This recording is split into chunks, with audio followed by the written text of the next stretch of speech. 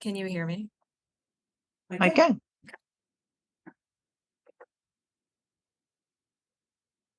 Well, hello there. I hope that you can hear us. Getting some feedback. Are you getting feedback?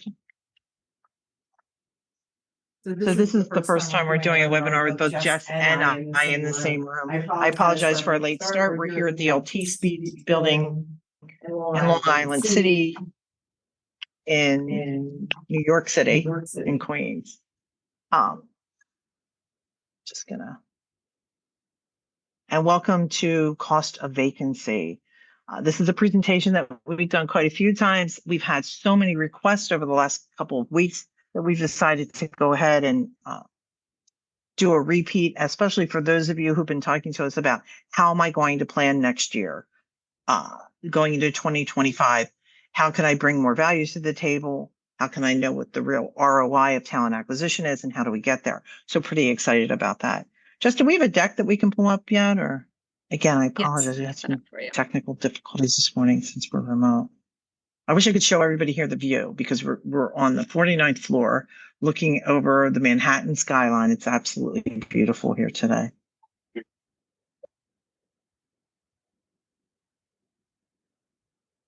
We have a deck, Jess? There we go. So as always, I'm here with Jess Alberto. You can also see her. Jess is our Director of Process Engineering. So before we launch into the cost of vacancy and where we're talking about planning for next year, we're talking first about our unemployment rates.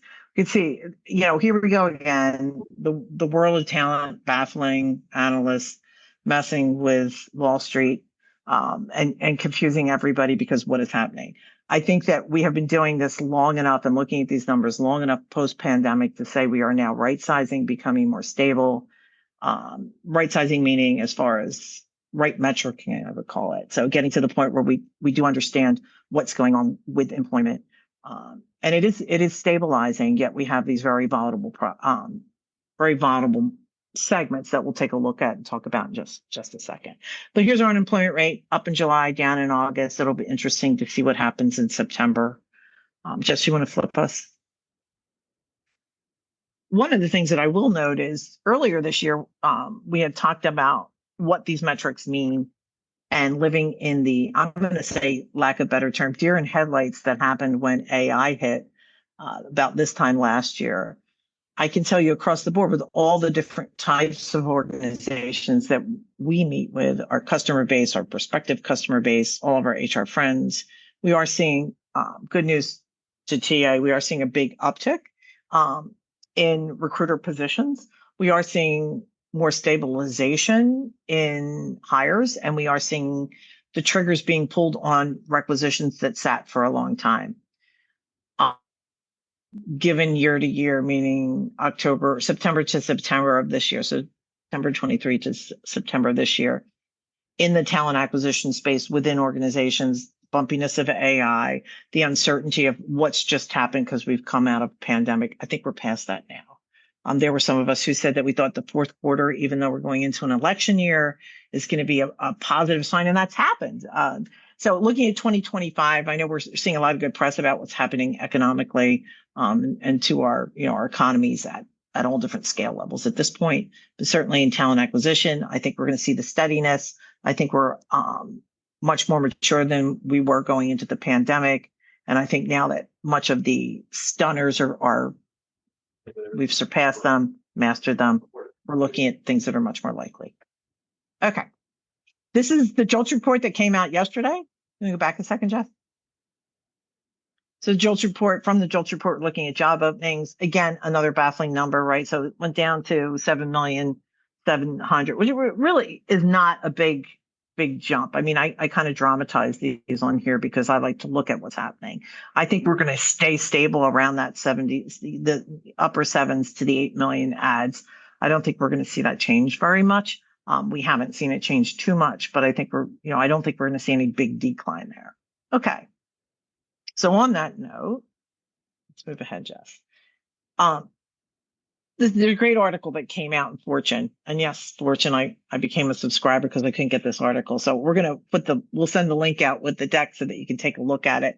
But those of us that we've been having these conversations, some of the people on the call today too, on the webinar today, about do we really need more jobs? How many more jobs do we need? Look at, I love the title of this. I'm not a big fan of catch titles, but Biden's $52 billion bet on chips has a big problem. American semiconductor firm takes twice as long to hire as anyone else. Now, I don't like that last line because is that comparing apples to oranges? I mean, this goes on to say Korea's not having as many, China is hiring faster. We do know that they're hiring faster. We do know that they're different economies. But I mean, here's case in point. Media will be telling us routinely there's not enough jobs. We need more jobs. We need to have more jobs. We need to bring in more jobs. And then we're like, okay, well, who's going to do these jobs? It's not a matter of the jobs. It's a matter of us in talent acquisition and in HR and in all of our organizations saying, what's the talent I'm going to need and how do I get better at doing that? Whether it's up training and upskilling my internal team, looking at my referral base differently, looking at how I'm sourcing and looking at my incoming, but really starting with what am I going to need and putting real practices around that. I know this is my soapbox. Making talent acquisition is our life here at People Science, and it's certainly my life. The better we get at this, the more we're going to be able to protect our economies. Okay. Ready, Jess? There we go. And then I don't know if you've joined. What month was that? Well, Jess is in the other room, but can you hear me, Jess? Yeah, you know. Okay. I don't remember what month it was that we talked about how do we, as HR, come into these, and I know it was Danielle Diliberto and Lorna Hagen that were on. We're talking about going into an election year. We prepared for conflict in the workforce. Well, I don't remember what month that was, but we do have a copy of that on our webinar page. Well, yeah, sometime in the summer. But I think it's interesting that economy is kind of saying, okay, we're not going to pay attention to politics in some ways, right? Even though they do and they don't, it's not seem to having a big effect on them. But I do think that it's interesting that we're still living in this country divided and, dare I say, companies divided, right? Not so much the employees internally. And, we were giving this some thought the other day. But when you look at your organization, let's say you were to say, if my organization was a generation, a person in a generation, what generation would it be in?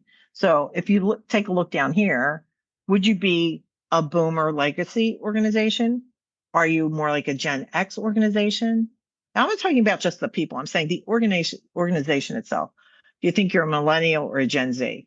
And this comes from this recurring theme that we have here, that when we work with some of the more established organizations, 20 plus years old, that have been around in the marketplace, we call them more like our legacy organizations, the built to last, the good to greats that have been around a really long time, which that list is much smaller than it used to be, although it's growing, right? That's a different culture than when we look at our startups and what we might call our Gen Zs or younger millennials. But I do think knowing where your organization is, particularly from an HR perspective, I mean, who else would own that, right? So in reminiscence of this, and actually one of the catalysts to this thought process is this fellow over here who worked at Waffle House. If you're not a TikTok follower, I'll tell you it's interesting because he had been working as a short order cook at Waffle House. I think his TikToks were delightful and funny and entertaining.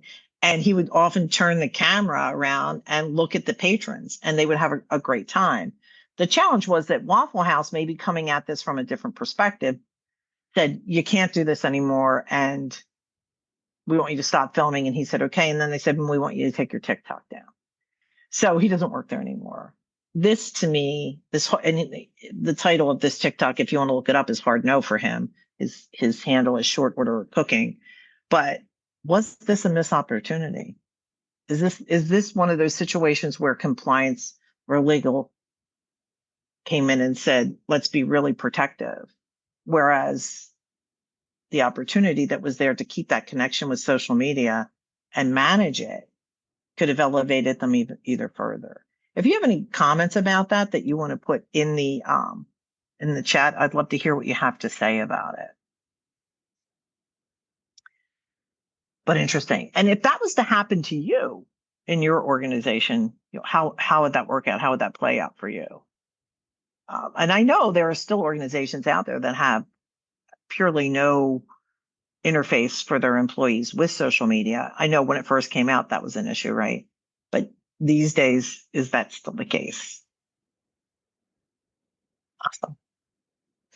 All right. So let's move along into defining the true cost of vacancy. I want to remind you, and Jess, maybe you can put this in the chat, that there is a calculator that you can use on our website. It's totally free. We don't retain the information. It is like a sample of a calculator. So you're going to need more than the data that's sampled on there, but it'll give you a good a guide sheet to follow. Ready, Jess? Yes, we'll Okay. also send an email out after the webinar, Christine, that'll have a link to that calculator as well. Perfect. So what does the cost of vacancy mean? Think of the cost of vacancy point blank as a profit and loss statement per position. And I'm just going to pause there because I'd like you to just think in terms of one position.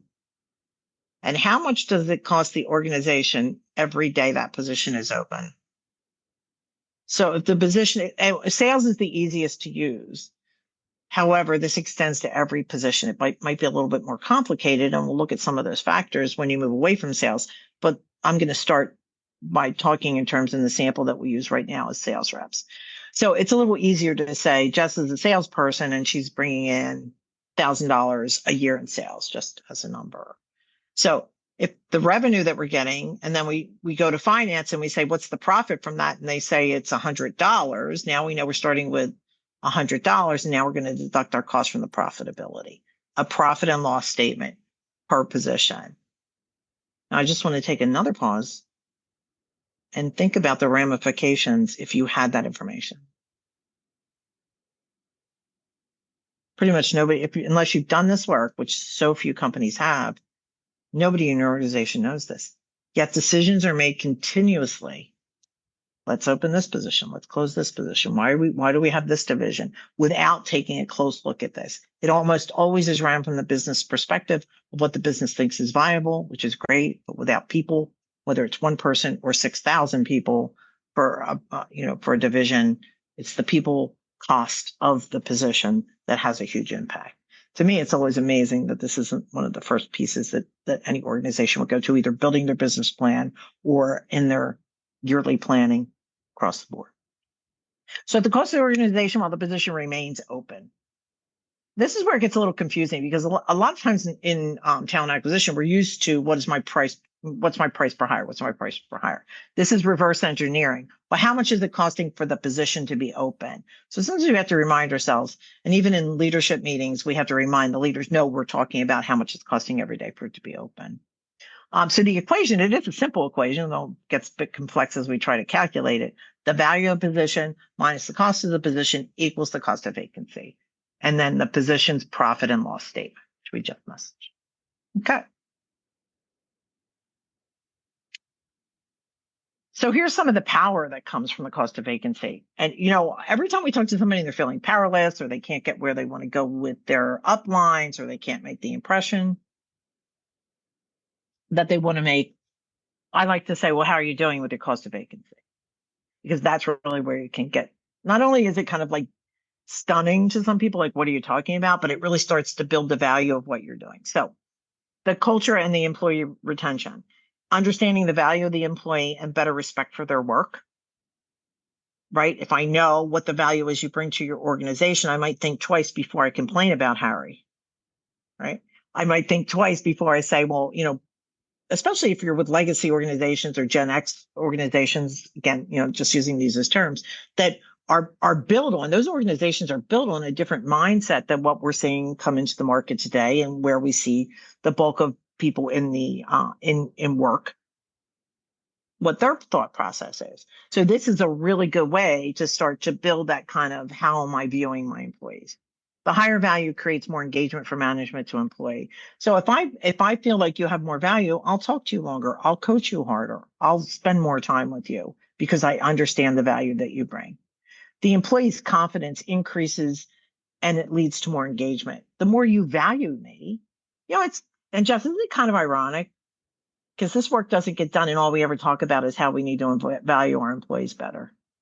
I guess. kind of baffling, right? Start with the end in mind with the COV. And that's how you get more engagement, right? You value me more, I engage more, and that it just increases the value for everybody in the organization. And it helps with the employee feeling more valued and their own wellness, because people who feel valued are healthier, they last longer, they're more productive. So you can really change an entire environment with the one metric. So under business operations and planning, there's more detailed cost analysis, a lot more detailed cost analysis. There's more accurate budgeting. There's the comparison cost to the employee versus dissolving an entire department or division. When I first started doing this work, the very first customer we had was deciding whether or not they were going to close a division with about 3,800 people in it. I mean, think of the effect there. And at first glance, I was like, and they really brought us in because it was a down cycle in employment. Everybody was laying off, and they were saying, well, we think we're going to dissolve this division because it hasn't been profitable in a lot of years. And we went back and so we were really retained to help them make that case, actually by finance, to make this case so they could bring it to the business and to the C-suite and dissolve it. And the opposite happened, because once we did the work, we found out the value, and we're like, wait a minute, this shouldn't be outsourced. It shouldn't be dissolved. This is something that should stay. And then interestingly enough, a year later, we did the same analysis for the organization for a different division that they had never considered that really needed to go away. And they actually partnered it out, sold that division to somebody else. That's the kind of power that comes from here. And wouldn't it be great if that came from TA? A different view of profitability of a division, department, and position that comes into play. So not only are we saying this is the cost of vacancy for the position, we know that if our customer service channel is if those positions are open, it's costing us $600 a day. That's a true number for one of our customers, by the way. Costing you $600 a day to have this open, it makes you look at customer service in that department completely differently. It's the old adage, like, what brings more value, the highest salesperson in the company or the receptionist who orchestrates and makes everything run well, right? Until you do the analysis, you really just don't know. Outsourcing or insourcing decisions is a really good building tool. We're in the recruitment processing, we like to say partnering, not outsourcing group, but this is a lot of the foundation that we'll do before we go in as a partner. For workforce planning, you can make more sound decisions. We're engaged with a company right now that is saying, is this particular division, should we really be adding headcount here? Should we be reducing headcount here? When you look at the cost of vacancy, you're able to say, yeah, we're at headcount, but we always have this 20% churn. So we need to make sure that we're continuously recruiting, because it's costing us $6,000 a day every day this position is open. Changing your recruiting budget, right? They're looking at you different. Well, yeah, you need these tools so that you can keep the TA group going, so that we can fend off this 20% or be ready when the 20% churn comes. That's the kind of minute data you can drill down to. Outsourcing or insourcing decisions for workforce planning as well. Elevating the human resource value. So uncommon but crucial financial data shared.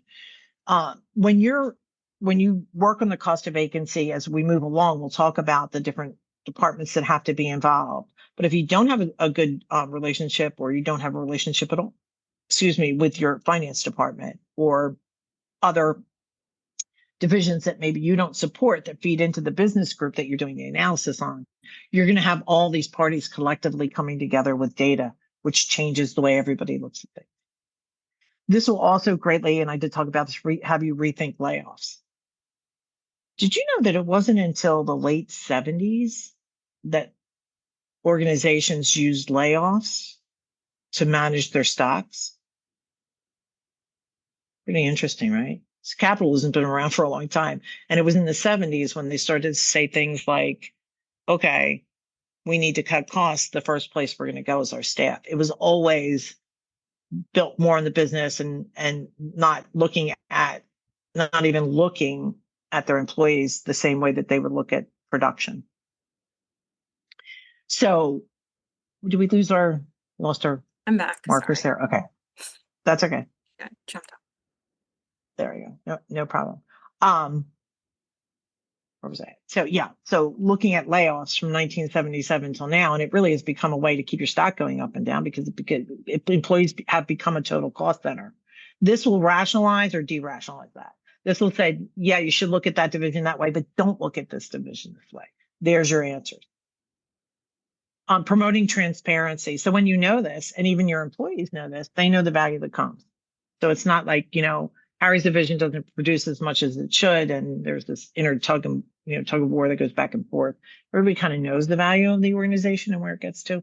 And you'll see that you'll start to level out. If you really work cost of vacancy throughout the organization, you'll start to level out where this organization the cost of vacancy was $1,000 a day. It's now come down to 700, but the other organization that was at 200 might come up to 700 as well. And you'll start to see the value across the board become linear because your organization will become leaner and smarter, or it will grow and become smarter and more tailored and streamlined. Make sense? Right. So we've gone from what's my profit and loss statement to wait a minute, I am now unifying the entire organization and looking at how much my cost is and valuing everybody in the same light. This is your cornerstone to get there. Promoting learning and development. So we know what our cost of hire is. We know that how many dollars should be brought into the company for L&D. Creating management buy-in. When you can walk in and say, yeah, we need to have this conversation because it's costing $1,000 a day, you'll get a lot more people in the room. And then last but not least, the value and effectiveness of us, of talent acquisition, of you, of what you're doing, of what HR is doing, what talent ac is doing, increasing the recruiter's value to the organization. So when you run cost of vacancy on yourself, make sure everybody knows what it is. It's a little hard to pull the trigger and let you go. Again, if we go back to that model with, okay, maybe the requisitions are lower now. However, we know that there's a churn. And if we aren't prepared for the churn and my recruiters aren't in place to do that, my talent team isn't in place to do that, we're going to risk. Our risk goes higher. Anytime finance gets involved in saying, how can we cut costs? They look at the risk, right? So knowing what the cost of vacancy is, you can bring that to finance and that helps mitigate the cost across the board. Just a smarter way of doing it. Gain your hiring manager's trust. Right. So you can use it to say, we know that it's costing us $600 a day. So before you take vacation, maybe you want to interview. You know what my cost is if I'm not here for you. Really changing the conversations, bringing it back to the economics as compared to how people feel, which changes how people feel. Right. You want to change how people feel. You give substance information to get it there and everybody gets on the same page. We keep losing Jeff. Sorry about that. I'm having a hard time without the deck. But basically building that employee trust, taking it to the next level. Here we go. Just coming back. Just if you want to send me the deck, because maybe since I'm not losing connection, I can pull it up. There we go. Okay. It should be an email if you have that up. Yeah, I'll get it in a second. And then more accurate budgeting, which is what we had already talked about. Let's just move to the next slide. I don't want to jump out if I don't have to. So the human toll of vacancy. These are some of the pieces that we did talk about a little bit more, but they told me they'd send out offers in 2 weeks and refusals shortly after. I've been there 3 months and I have heard nothing. Or they offer a position and it takes HR 6 weeks to get the contact. Reputation plus engagement and cost among the existing employees and applicants. You can take it from TikTok. These are quotes that came from TikTok, which is the biggest voice right now that's out there. It's maybe not the largest voice, although I suspect it is. I don't know that for a fact, but it is where you can get a good sense. Everybody says Glassdoor. Take a look at what they're saying about you on TikTok. It's just got a wider stretch in that respect. Okay. So who should be involved? This is what you're going to need to get there. So to gain the revenue, to say, what is that top line number? Finance and business operations. That's who can tell you that.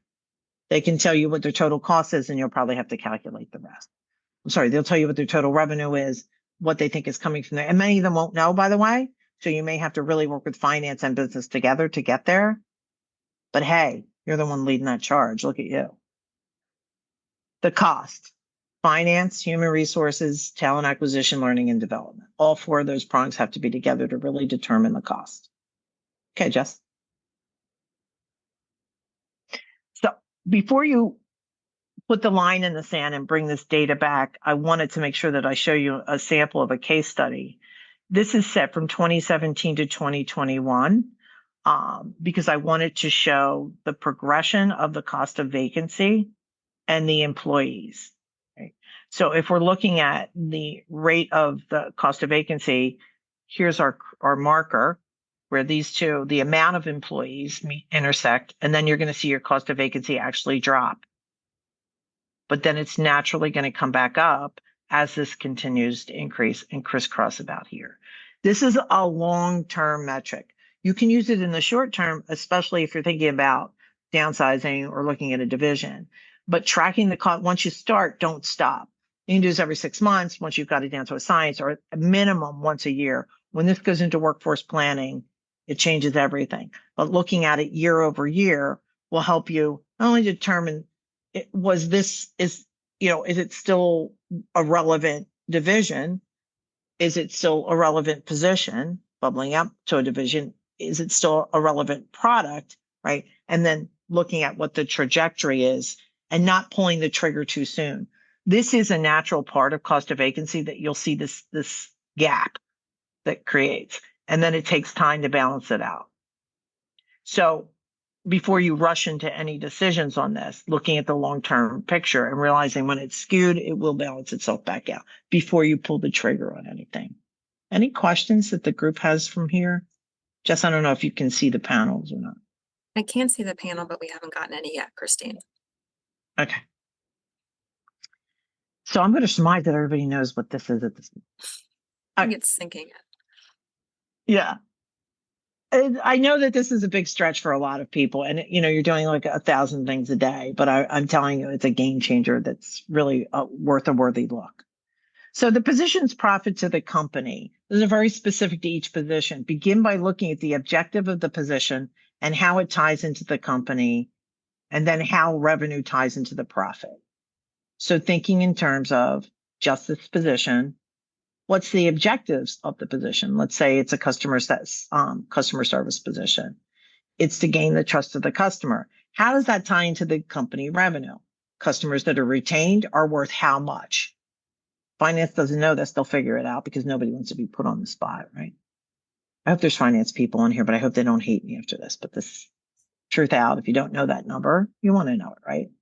And then how does that tie to the revenue? And then how does it tie to profit? So in this case, we're giving an example: retention of a customer, profit from each customer multiplied by the average amount of retained customers divided by the amount of employees in the position. This is how much profit we get from a customer. And then how much from the retained customers, right? And then divide that by the amount of employees in the position. And now you've got your profit. In this case, $60 per customer multiplied by the average retained customer, which was 6,000, divided by the employees in customer service, which was 200, $1,800. New customers as of the customer's referrals. So we're still adding to that revenue. New customer referrals, 2,000 divided by the 200 comes up to the 10. Reduced overtime. Now we're taking these factors into place and putting that back into a revenue model. Now we're at 2,852. Loss of upsells. Now we're at 1,646. The revenue per position for this customer service position is $6,298. The total for year one, $75,576. This is built, by the way, on a real customer service model. Everybody kind of looks at customer service and says, what are they doing? Well, $75,000 in revenue. We'll get to the cost in a second. It's coming from the customer service group. And you'll see that year two, we track it year 2, year 3, year 4, and your costs are going to change substantially over those years because your biggest load is when you onboard, when you recruit and onboard. Okay. Unless, of course, you have an anomaly of a huge influx in the market, like we did during COVID when we saw huge salary increases in certain segments, including recruiting. We saw 20% increases. So that's creating your revenue. So using it wisely in talent acquisition, combating interview reluctance. I think I touched on this earlier when I said, okay, I can't get Harry, the manager, to interview when he's leaving on vacation, but it's $1,100 a day that these positions are open. That changes whether or not he'll squeeze you in before he leaves. If you can't get him to it's like comes from call reluctance. I can get Harry to call me back because he knows the value of this position. Lost you again. Going to go to a customer while we're here. So we all know a solid EVP for truly galvanizes their culture externally, where it feels that TA should build their own personal value proposition in order to gain the trust of their internal stakeholders. Yes, Kevin. Kevin, thank you. Could not have been better said. And the cost of vacancy is going to get you there, right? It's one of the key ingredients. It's going to help build that. Nice comment. Determining what positions should take precedence. How about that? How about when you look back, if you're a team leader or you're leading TA or you're doing your own work and your hiring manager is saying, I need this and I need, and the cost of vacancy for that is $200 a day. And the cost of vacancy is $7,000 a day over here. Now you're able to say, what should I be working on first? Which one of these positions now You're also able to say to the $200 hiring manager, there's a difference here, right? And the difference is that this is $7,000 a day and you're $200 a day. So I'm getting to you, but you're in a different position. Not that one is more important than the other, but the speed of hire is important as far as the cost of the organization. So explaining your strategy to the business, strengthening your relationship with finance, and strengthening your collaboration with business partners. So Kevin, back to your point, here is your value proposition in talent acquisition and where it's going.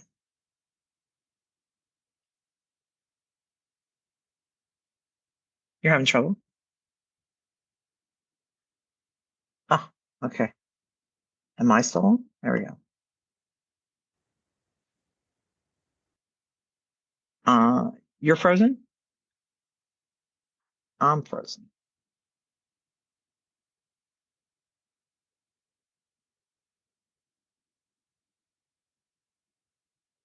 So I'm going to go and pull the deck.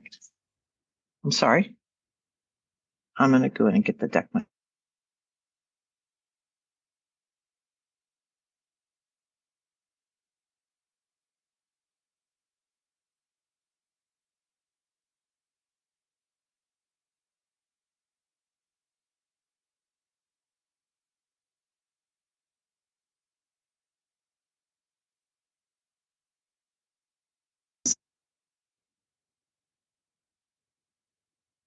Okay, I got the deck.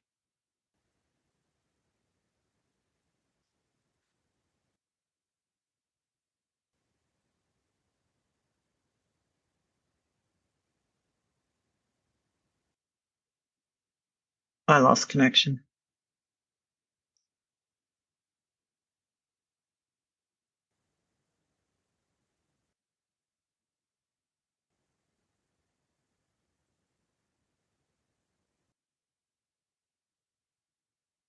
Can y'all hear me? So sorry about this. There we go. Somebody's answering. Oh, great. Thank you, Chica. All right. I've got the deck.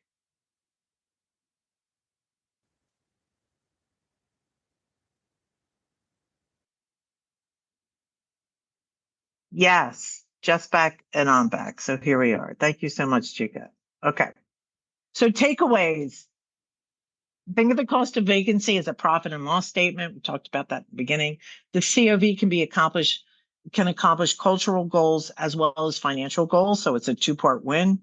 Collaborating with multiple departments brings the best and most accurate outcomes. It can also be your excuse to finally align with all these other divisions within your organization.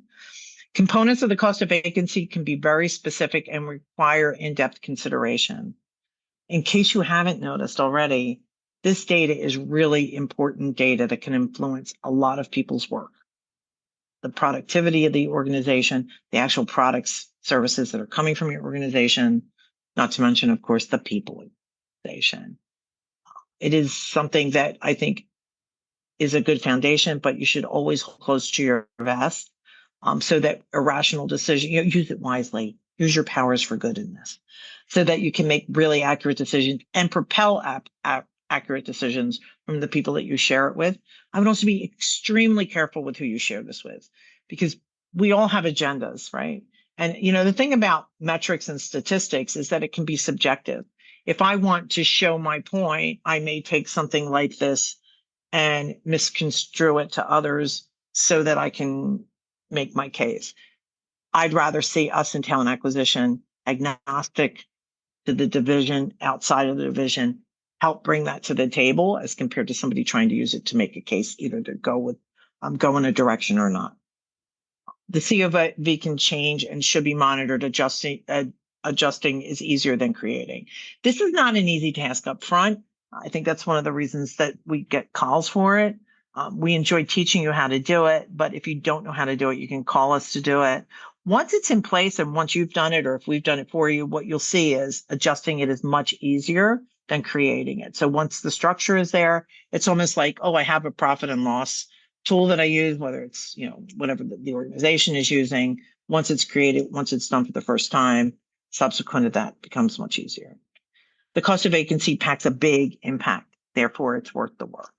I know it's a lot, but it's worth the work. Start with one position.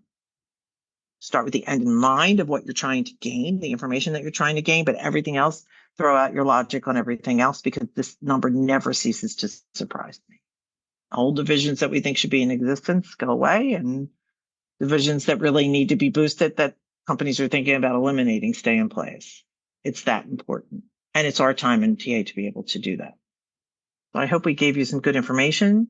Do you see any more questions, Jess? I don't right now see any more questions. Jess is going to send a follow-up email. Again, I apologize for the lag and for the little bit of technology. I wish I could show you the beautiful place that we're in. By the way, say hi, Heather. This is Heather Joynes. She's the Chief Talent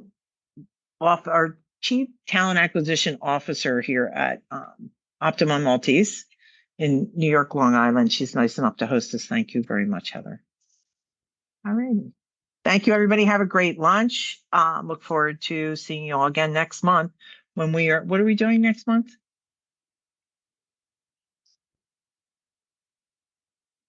Right. Diana Fusiletti from DraftKings will be on, growing at a big clip, and she's done just a stellar job. So you'll get an announcement about that. We look forward to seeing you then. And as always, thanks for joining. Bye now.